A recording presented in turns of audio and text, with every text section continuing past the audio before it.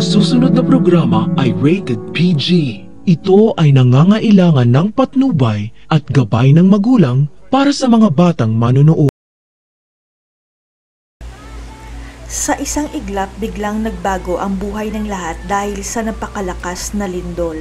At isa na si Doc RJ sapagkat bumalik ang kanyang alaala na si Lynette ang totoo niyang mahal. Kaya lang hindi naalala ni Doc RJ na si Annalyn lang ang tunay niyang anak. Kaya ang cellphone nito ang susi para maalala niya na hindi niya totoong anak si Zoe. Nang malaman ni Josa kay Mang Bogs na hindi kay Cromwell ang cellphone, pero ayon kay Mang Bogs may isang lalaki at dalawang babae sa wallpaper at alam ni Josa kung kanino ito.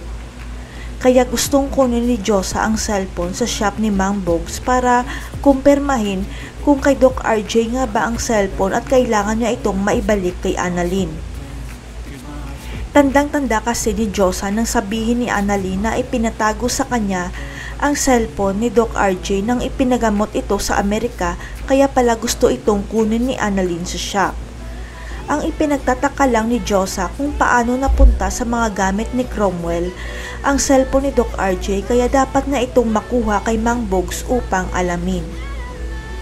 Sa kasamaang palad, gumuho ang buong shop ni Mang Bogs at marami ang nasaktan matapos ang lindol, kaya ang buong akala ni Josa wala rin ang cellphone ni Doc RJ.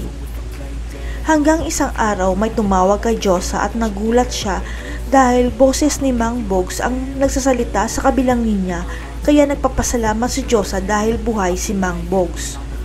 Kaya hindi na nagpaligoy-ligoy pa si Josa at tinanong kung may masamang nangyari ba sa cellphone ni Doc RJ at nagulantang si Josa sa sagot ni Mang Bogs sa kanya. Sapagkat binuksan pala ni Mang Bogs ang cellphone ni Doc RJ at nakita niya ang nilalaman nito, kaya natakot siya na madamay sa problema ni Doc RJ at Annalyn. Kaya nagtanong si Josa kung anong natuklasan niya sa cellphone ni Doc RJ at biglang tumigil ang kanyang mundo nang sinabi nito na si Moira ang tumulak kay Doc RJ. Hindi makapaniwala si Josa sa kanyang narinig dahil tama ang hinala nila ni Lynette na si Moira ang totoong tumulak kay Doc RJ, kaya ito nadisgrasya at nagka-amnesia. Kaya gusto sanang kunin ni Josa ang cellphone at ibalik ang pera para siya na lang ang magbibigay nito kay Annalyn at Doc RJ, pero biglang natahimik si Mang Bogs. At inamin kay Josa na kusa niyang ipinadala ang cellphone kay Sir RJ para malaman nito ang katotohanan na si Annalyn lang ang anak niya at si Moira ang tumulak sa kanya. Mapatawad kaya ni Doc RJ ang ampon niyang si Zoe sa kasinungalingan nito? Hindi na kaya sasampahan ng kaso ni Doc RJ si Moira dahil nagka-amnesia ito? Abangan.